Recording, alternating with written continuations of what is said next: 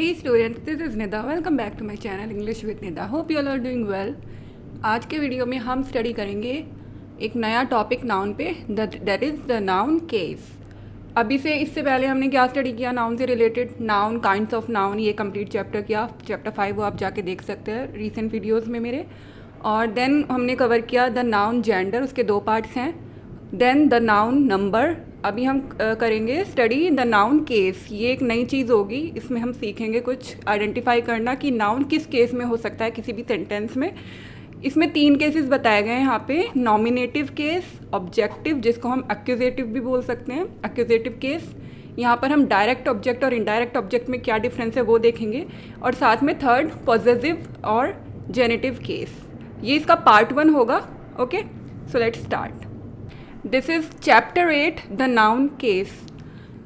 सो यहाँ पर देखते हैं ये 2 सेंटेंसेस इन्होंने दिए हुए हैं, ये आप रीड करके देखो इसमें क्या क्या आप आइडेंटिफाई कर सकते हो, नाउन इसमें कौन कौन से होंगे। John through a stone, full stop. यहाँ पर ये जो जॉन है वो नाउन हो गया, स्टोन भी नाउन है। सेकंड में the horse kicked the boy, horse और बॉय यहाँ पर नाउन हो गया। थ्रू एंड किक्ड वर्ब है। In sentence 1 the noun John is the subject. आप इसके लिए मेरी रीसेंट वीडियोस भी देख सकते हैं सब्जेक्ट एंड प्रेडिकेट पे, चैप्टर 2। मीन्स जिसके बारे में कोई बात कही जा रही है जॉन, वो सब्जेक्ट होगा और बाकी का जो रिमेनिंग पार्ट होगा एक कंप्लीट सेंटेंस में वो प्रेडिकेट हो जाता है हमारा। ऑल्सो मैंने द सेंटेंस के ऊपर भी एक वीडियो बनाया हुआ है, चैप्टर 1, वो आप देख सकते हैं। वहाँ से आपको कॉन्सेप्ट क्लियर हो जाएंगे। कोई भी अगर डाउट है इसमें, सब्जेक्ट, प्रेडिकेट, कंप्लीट सेंटेंस क्या होता है, इनकम्प्लीट सेंटेंस क्या होता है, वो सारी चीज़ें। Okay, so it is the answer to the question who threw a stone. Who threw a stone, किसने फेंका स्टोन को, वो जॉन है। The group of words threw a stone is the predicate. ये जो ग्रुप ऑफ वर्ड्स है ये predicate हो गया clearly. The predicate contains the verb threw, predicate में वर्ब कंटेन होता है। Okay, what did John throw, John ने क्या फेंका, अ स्टोन। यहाँ पर इन्होंने बताया कि जो स्टोन है वो ऑब्जेक्ट है और जो जॉन है ये नाउन, ये सब्जेक्ट हो गया। ओके, ये दोनों ही नाउन हो गए। ऐसे ही सेकंड में आप देख सकते हो, समझ सकते हो अपने आप ही, ये जो हॉर्स होगा ये सब्जेक्ट होगा क्योंकि इसके बारे में कुछ बताया जा रहा है। The horse kicked the boy, और उसने किक्ड यहाँ पर वर्ब हो गया, और ये जो बॉय होगा ये नाउन हो गया, ये ऑब्जेक्ट हो जाएगा। यहाँ पर देखते हैं in sentence 2 the noun horse is the subject. Okay, it is the answer to the question. क्या क्वेश्चन करने पर ये आंसर निकलता है, horse. Who kicked the boy, who kicked the boy, that is horse. Okay, यहाँ पर भी who था, इधर भी हु आ गया। The noun boy is the object. ये जो बॉय है यहाँ पर सेकंड में ये ऑब्जेक्ट होगा clearly. It is the answer to the question. इसमें क्या क्वेश्चन कर सकते हैं, whom did the horse kick. So यहाँ पर क्वेश्चन में आया होम, और इधर ऊपर वाले में स्टोन के लिए क्या था, वॉट, क्योंकि ये स्टोन जो है वो एक नॉन लिविंग थिंग है, और ये जो है बॉय ये एक पर्सन का नहीं, पर्सन हो के बारे में बात हो रही है। सो इसलिए यहाँ होम आ गया। होम किसको किक किया, हॉर्स ने, दैट इज़ बॉय। ये एक नाउन हो गया जो कि ऑब्जेक्ट है। यहाँ पर हमने ऑब्जेक्ट देखा, ऑब्जेक्ट कौन से होंगे, सब्जेक्ट कौन से होंगे, प्रेडिकेट किसको कहते हैं, और क्या क्वेश्चन में क्या पुट कर रहे हैं, हु सब्जेक्ट के प्लेस पर, ऑब्जेक्ट के प्लेस पर वॉट या फिर होम। ओके, नेक्स्ट देखते हैं। अभी केस की बात करते हैं कि केस से क्या मतलब है इनका। व्हेन अ नाउन और प्रोनाउन, कोई भी नाउन या फिर pronoun is used as subject of a verb, it is said to be in the nominative case. पहला केस क्या हो गया, नॉमिनेटिव केस। किसको कहेंगे, जब कोई नाउन या फिर प्रोनाउन सब्जेक्ट की तरह यूज़ होता है। मतलब यहाँ पर जॉन और जो हॉर्स है वो नॉमिनेटिव केस में है नाउन के। Okay, second, when a noun और pronoun is used as object, अगर कोई नाउन या pronoun object of a verb की तरह यूज़ हो रहा है, it is said to be in the objective. Object means objective case में होगा अगर वो नाउन ऑब्जेक्ट की तरह यूज़ हो रहा है, या फिर हम उसको एक्यूजेटिव केस भी बोल सकते हैं। ये सेकंड क्लियर हो गया। इसमें कौन से होंगे, स्टोन और बॉय। यहाँ पर स्टोन और बॉय जो है वो ऑब्जेक्टिव केस हैं या फिर एक्यूजेटिव, या और जॉन और हॉर्स जो है वो नॉमिनेटिव। ये 2 केस हमारे हो गए। यहाँ पे एक नोट दिया हुआ है, to find the nominative. Nominative को फाइंड करने के लिए हु लगाते हैं या फिर वॉट लगाते हैं, जैसे यहाँ पर लगाया था, who threw a stone, that is John, या फिर वॉट लगा देते हैं बिफोर द वर्ब। और एक्यूजेटिव फाइंड करने के लिए जो ऑब्जेक्ट में होता है नाउन, उसको फाइंड करने के लिए या तो होम आएगा, जैसे बॉय के लिए होम लगाया था, या फिर वॉट आएगा, जैसे स्टोन के लिए वॉट पुट किया था क्वेश्चन में, before the verb and it's subject. Okay, I hope ये क्लियर होगा आपको। नेक्स्ट देखते हैं, नेक्स्ट इनमें बात की है a noun which comes after preposition is also said to be in the accusative case.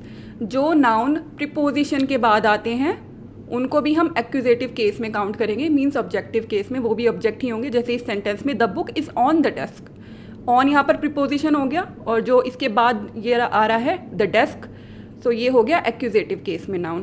Preposition को और अच्छे से अंडरस्टैंड करने के लिए आप मेरी रीसेंट वीडियो देख सकते हैं पार्ट्स ऑफ स्पीच पर। ऑल्सो मैंने पार्ट्स ऑफ स्पीच पर एक एक्सरसाइज की भी वीडियो डाली हुई है, वो आप देख सकते हैं, उससे आपको सारे डाउट्स क्लियर हो जाएंगे इस पर। So the noun desk is in the accusative case clearly governed by the preposition on. Okay, यही मैंने बताया यहाँ पर। 51 रीड द फॉलोइंग सेंटेंस, इसको रीड करते हैं। हरी ब्रोक द विंडो, यहाँ पर इटैलिक्स में विंडो दिया हुआ है। देन सेकंड में the window was broken. First sentence में विंडो कैसे यूज़ हो रहा है, ये जो नाउन है एज एन ऑब्जेक्ट, क्योंकि यहाँ पर सब्जेक्ट तो हरी हो गया, हरी ब्रोक द विंडो, सो ये ऑब्जेक्ट हो गया विंडो। बट यहाँ पर इसका ये उल्टा ही हो जाता है, द विंडो वॉज ब्रोकन, तो यहाँ विंडो के बारे में बात हो रही है तो विंडो जो है वो सब्जेक्ट हो जाएगा। जो नाउन होता है in English have the same form for the nominative and the accusative. ये जो नाउन है ये ऑब्जेक्ट था, मतलब ये एक्यूजेटिव फॉर्म में था तभी भी ये इस फॉर्म में था, और जब ये हमारा नॉमिनेटिव केस में आया तभी भी इसकी फॉर्म सेम है, चेंज नहीं हुई है।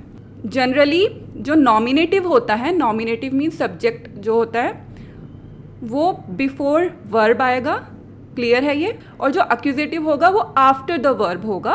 Hence they are distinguished by the order of words, words के ऑर्डर से सेंटेंस में, या फिर सेंस क्या है उस सेंटेंस का, उससे हम आइडेंटिफाई कर सकते हैं। एक्यूजेटिव एंड नॉमिनेटिव ये सभी। अभी ये नेक्स्ट देखते हैं। Rama gave a ball, second Rama gave Hari a ball. यहाँ पर हम देखते हैं रमा जो है वो सब्जेक्ट हो जाएगा, गेव वर्ब है, अ बॉल, बॉल यहाँ पर ऑब्जेक्ट हो गया। बट नेक्स्ट में क्या बोला है, Rama gave Hari a ball. यहाँ पर एक एक्स्ट्रा इन्फॉर्मेशन ऐड की हुई है कि रमा ने जो बॉल दी है वो हरी को दी है। ओके, तो ये क्या है अभी इसको देखते हैं। यहाँ पर हम इनडायरेक्ट और डायरेक्ट ऑब्जेक्ट को समझेंगे कि बिकॉज ये ऑब्जेक्ट है और यहाँ पर भी बॉल ऑब्जेक्ट है और ऑब्वियसली हरी भी ऑब्जेक्ट होगा, बट फिर इसमें डिफरेंस क्या है। In each sentence noun ball is object, दोनों में बॉल ऑब्जेक्ट हो जाएगा, क्लियर है। और सेकंड सेंटेंस में हमें हरी के बारे में बताया गया, that was a person to whom Rama gave a ball, जिसको रमा ने बॉल दी वो हरी है। सो यहाँ पर नाउन हरी जो है, name of a person, is called indirect object. Ball तो होगा ऑब्जेक्ट हो दोनों में, बट हरी जो है यहाँ पर इनडायरेक्ट ऑब्जेक्ट होगा of the verb gave. So the noun ball ordinary object को हम बोलेंगे डायरेक्ट। सो बॉल यहाँ पर डायरेक्ट ऑब्जेक्ट हो गया और हरी जो है वो इनडायरेक्ट ऑब्जेक्ट हो गया।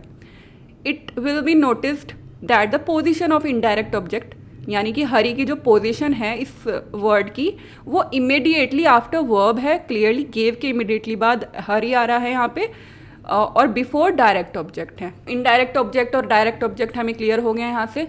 ये एक नोट है, आप इसको रीड कर सकते हैं। यहाँ पे ये दो सेंटेंस दिए हुए हैं, इन दोनों का मीनिंग सेम है, इस तरफ वाले और ये जो दूसरी तरफ वाले हैं, बट इसमें कुछ डिफरेंस है। दोनों ही करेक्ट हैं। Rama gave Hari a ball को हम ऐसे भी बोल सकते हैं कि Rama gave a ball to Hari, Rama ने दी हरी को एक बॉल, या फिर रमा ने दी बॉल हरी को, इस तरह से हम इसको बता सकते हैं। यहाँ पर ये सभी सेंटेंस इसी तरह से दिए हुए हैं। Will you do me a favour. So यहाँ पर ये देखते हैं एक चीज़, ये जो वर्ब है गेव, इसके इमीडिएटली बाद यहाँ पर हरी आ रहा है, यहाँ पर इसके बाद आ रहा है मी, इस वर्ब के इमीडिएटली बाद बॉट इज़ वर्ब, यहाँ पर इमीडिएटली रमा आ गया। फेच वर्ब है, इसके बाद द बॉय, मेड के बाद रुथ, गेट, इसके बाद मी आ गया। तो ये जो अंडरलाइन किए हुए हैं ये सभी कौन से होंगे, जैसे हमने ऊपर देखा, इमीडिएटली आफ्टर वर्ब जो आता है वो इनडायरेक्ट ऑब्जेक्ट होगा और बिफोर डायरेक्ट ऑब्जेक्ट इस लाइन में दिया हुआ है।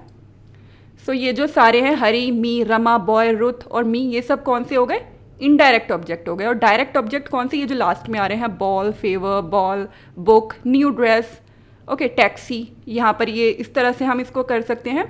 सेकंड सेंटेंस में will you do a favour to me, ये बाद में भी आ गया, इसमें जो इनडायरेक्ट ऑब्जेक्ट है वो बाद में इस तरह से ऐड कर सकते हैं सेंटेंस में, बट मीनिंग सेम होगा। I bought Rama a ball, I bought a ball for Rama, Rama के लिए। Fetch the boy a book, fetch a book for the boy. She made Ruth a new dress. She made a new dress for Ruth. Get me a taxi. Get a taxi for me. Okay, so ये last में जो आ गए वो indirect object हो गए. Clear है ये?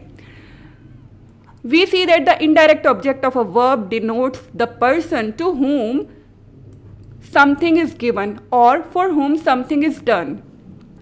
यहाँ पर एक बात नोटिस करने वाली है, ये जो जितने भी इनडायरेक्ट ऑब्जेक्ट्स आ रहे हैं वो एक पर्सन को ही डिनोट कर रहे हैं.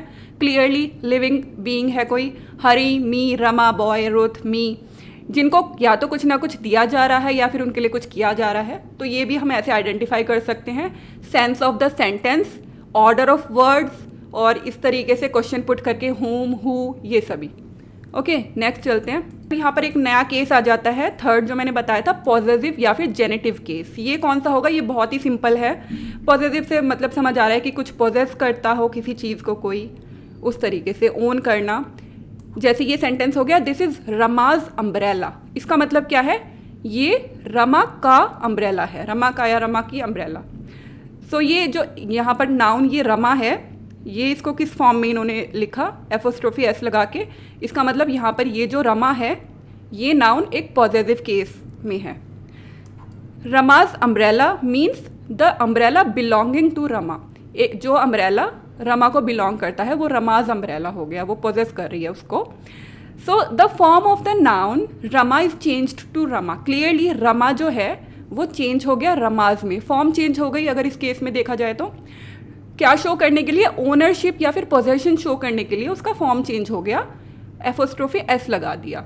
इसको हम ऐसे समझ सकते हैं, अगर हम इसको फॉर्म अगर ना चेंज करें, दिस इज़ रमा अम्ब्रेला ऐसे बोल दें, तो इसका मतलब ही बदल जाएगा कि ये रमा अम्ब्रेला है. जैसे अम्ब्रेला का नाम रमा है, लेकिन रमा का अम्ब्रेला बताने के लिए हमें एपोस्ट्रोफी एस लगाना पड़ेगा रमा के आगे. सो यहाँ पर जो नाउन है रमाज, ये हो गया पॉजेसिव या फिर जेनेटिव केस. सो पॉजेसिव, इसमें क्या क्वेश्चन पुट कर सकते हैं इसका आंसर निकालने के लिए? हुज, किसका? Whose umbrella? Rama's. Okay. 54. The possessive case does not always denote possession. It is use to denote authorship, origin, kind etcetera. सिर्फ पोजेशन को ही डिनोट नहीं करता है पॉजेसिव केस. अगर ऑथरशिप है या ओरिजिन है, वहाँ से किसी जगह से कोई चीज़ निकली हुई है, या फिर काइंड है एक्सेट्रा, वो यहाँ से समझते हैं, उसमें भी पॉजिटिव केस ही लगेगा उस नाउन में. For example Shakespeare's play. Shakespeare जो कि इंग्लिश प्ले राइट और पोइट रहे हैं. The plays written by Shakespeare. Okay, तो ये पॉजिटिव केस हो गया Shakespeare's. A mother's love. The love felt by a mother. Okay. President speech. President की स्पीच जो वो डिलीवर कर रहे होंगे. A week's holiday. एक हफ्ते का हॉलीडे. यहाँ पर इस तरीके से भी ये पॉजिटिव केस यहाँ लगेंगे. ये इससे क्लियर हो जाएगा कि ज़रूरी नहीं है कि पोजेशन ही डिनोट करता है, ऑथरशिप, ऑरिजिन, काइंड, इन सब पे भी डिपेंड करता है. ओके, सो ये हो गया last. A holiday which lasts a week. जो एक हफ्ते तक रहता है वो हॉलीडे. आई होप कि तीनों केसेस जो हैं नाउन के वो क्लियर रहे होंगे. इसका जो सेकंड पार्ट होगा उसमें हम इनके यूज़ के बारे में स्टडी करेंगे, कैसे इनको प्रैक्टिकली यूज़ किया जा सकता है. तो I end up here today. I hope it's clear to you. Thank you so much for your time. Please do like this video and subscribe to my channel. Press the bell icon and share this video with your friends and family. We'll rise and shine together. Bye bye.